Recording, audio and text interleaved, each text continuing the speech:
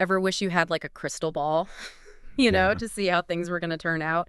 Especially Mm. those times when it really, really matters. I bet you've thought about that at least once or twice, Oh, yeah. especially when you're like waiting for something huge, Yeah, like the arrival of a new baby. for sure. Well, today on the deep dive, we're diving into some research that's using AI to do something pretty amazing, Okay. trying to predict how childbirth will go. Yeah, that's right. You sent over a really cool research paper. Mm-hmm. It was called An AI-Based Approach to Predict Delivery Outcome Based on Measurable Factors of Pregnant Mothers. Right. And it uses machine learning to get a better grasp on all the different things that can affect the delivery. Exactly. And our goal today is to break this whole thing down for you. Yeah. What were the important things they looked at? What did the AI figure out? And what does it all mean for how we understand childbirth and the potential of AI in healthcare? Right. Okay, so one of the things that really jumped out at me from this research was that they looked at whether a mother's history of abortions and fetal deaths made a difference in predicting the outcome. Yeah. It's interesting because you don't always know what an AI is going to pick up on Exactly. as being important. Yeah, so let's step back for a second. Sure. What's the big motivation behind research like this? What is everyone hoping for?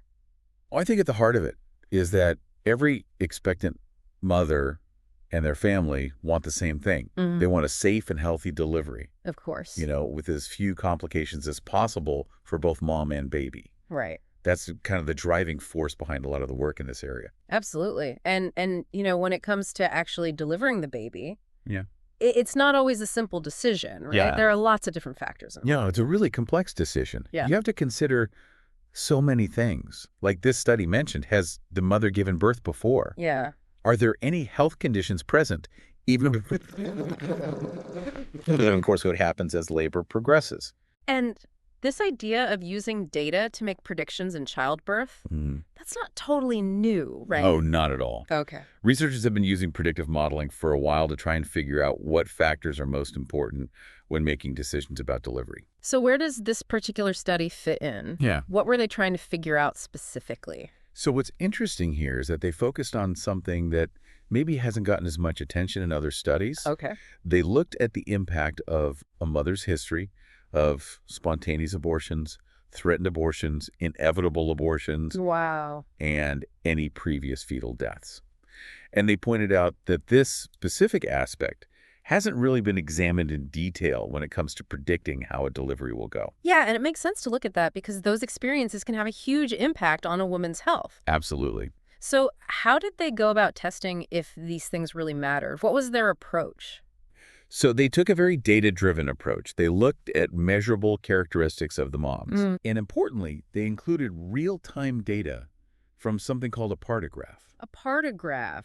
Have you heard of that? I'm not sure. So a partograph is basically a chart that healthcare workers use to track how labor is going. Oh, okay. So they weren't just using old medical records. Right. They were looking at what was actually happening during labor. Exactly. They combine that historical information with measurements taken during labor.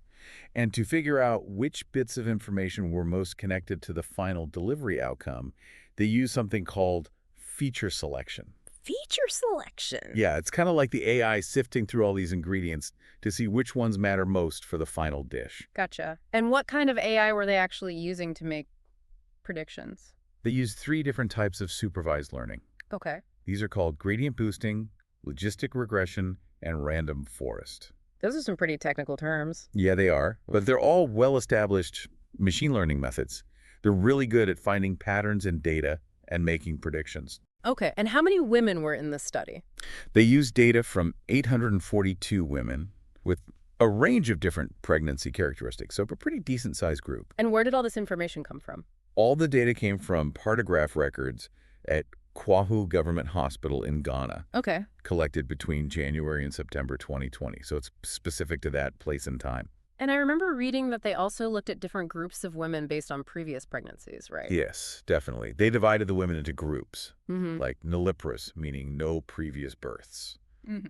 Primigravida, meaning first pregnancy. Multiparous, meaning more than one birth, and so on. Okay. This helped them see if pregnancy history affected things differently for different groups. So we've got the background, now the fun part. Yeah. What did the AI models actually find? Well, overall, the AI models did a pretty good job at predicting delivery outcomes. Okay. They achieved high accuracy, between 91 and 93%, based on something called the AUC score. AUC. AUC stands for area under the curve. Oh. It basically tells you how well the model separates positive and negative outcomes. So closer to 100% is better. Exactly. That's really impressive, but I know there's always more to the story than just overall accuracy. Right. When they looked at individual factors, what stood out? This is where things get interesting. They used a statistical test called the chi-square test. Okay. It looks at how independent different variables are. Yeah. And what they found was that fetal gestational age, basically how far along the pregnancy was, and how much the mom's cervix was dilating during early labor, Okay. those two things were significantly linked to the outcome of the delivery. When you say significantly linked, Yeah. can you explain what that means in this context? It means the connection they saw between those two things and the delivery outcome is unlikely to be just random chance. Okay. They got super low p-values. For gestational age, it was 0.00. Wow. And for cervical dilation, it was this tiny number, 4.43 times 10 to the power of -663. Oh my God. Both way lower than the usual cutoff of 0.05. Basically, a really low p-value gives us more confidence that the pattern we see is real. Okay, so those two things, gestational age and cervical dilation, seem to be strong indicators. Yeah. But what about the question they started with about abortion and fetal death history? So this is where things get a little surprising. The p-values for abortions and fetal deaths were actually higher than 0.05. Interesting. Meaning in this model, they didn't find a statistically significant direct connection between those things and how the delivery went.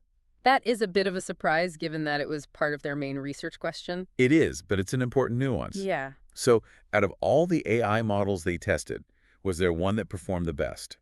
They looked at something called balanced accuracy, which is super important in healthcare, where you might have more of one outcome than another. Okay. And logistic regression did the best with an 84.62% accuracy. So logistic regression came out on top. Why are these findings so important for our listeners? This isn't just abstract science, is it? No, not at all.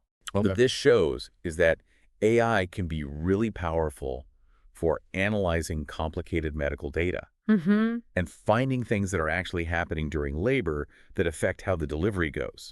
This kind of knowledge can be incredibly useful for doctors and nurses. How so? How could they actually use this information? It could help them zero in on those crucial factors. Like we talked about. Exactly, gestational age and cervical dilation. Right. And that can lead to better and faster decision-making. And the thing about abortion and fetal death history not being a statistically significant predictor in this model. Yeah. It's a bit of a tricky point, isn't it? It is. It's crucial to understand. This doesn't mean a woman's past experiences with pregnancy loss aren't important. Of course. That information is vital for her overall care. But this specific AI, focusing on real-time measurements during labor, found that gestational age and how the cervix is opening were stronger predictors in this particular data set. So it's like what's happening right now in labor is more important for predicting the immediate outcome than things that happened in the past. That's a great way to put it. Yeah. And this all feeds into the development of something called clinical decision support systems. Clinical decision support systems. Imagine AI tools helping doctors and nurses make smarter choices during childbirth, which can be pretty unpredictable. That sounds like it could be a game changer. Do these findings match up with what other researchers have found? What's cool is that the findings about gestational age and cervical dilation agree with a lot of other studies. Okay. These have already been linked to how a delivery will go and potential problems like excessive bleeding after birth. So this study kind of backs up that existing knowledge. Exactly. And the researchers even mentioned that they built upon previous work looking at factors that affect delivery method choices and whether interventions are needed. It's all connected. Of course, no study is perfect. What were some of the limitations the researchers pointed out? Yeah, they mentioned a few things. One was the size of the data set. 832 participants is good. But they said having more data from diverse groups could reveal even more. Makes sense. They also said they didn't have info on cultural practices, which can definitely affect childbirth. Yeah, cultural context is huge in healthcare. Absolutely. Plus, they didn't include things like socioeconomic factors like education or job status or BMI. All those things could also matter. So there's definitely more work to be done. What did the researchers say about next steps? They basically said the next step is to gather more and more diverse data. Okay. That'll help them make the models even better. So to wrap it all up for our listeners, what's the key takeaway from this research? So you shared that article about the role of prior pregnancy loss. But what this AI study highlighted was that based on their data, the most important measurable predictors in their model Okay. were how far along the pregnancy is and how much the cervix has dilated during labor. So it shifted the focus to what's happening right now in the delivery room. Exactly. That's fascinating. It is. And it makes you wonder, as AI becomes more common in healthcare, how do we balance what these models tell us with the individual experiences of each patient? That's a really good question. And what other things that might be harder to measure with data could still be important for childbirth? It's not just about the numbers. Absolutely. There's the human side, too. For sure. And if you're interested in diving deeper into the machine learning models themselves, Okay. things like logistic regression, random forest, and gradient boosting, Mm-hmm. or other research on AI and maternal care, Yeah. just let us know. There's always so much more to explore. Awesome.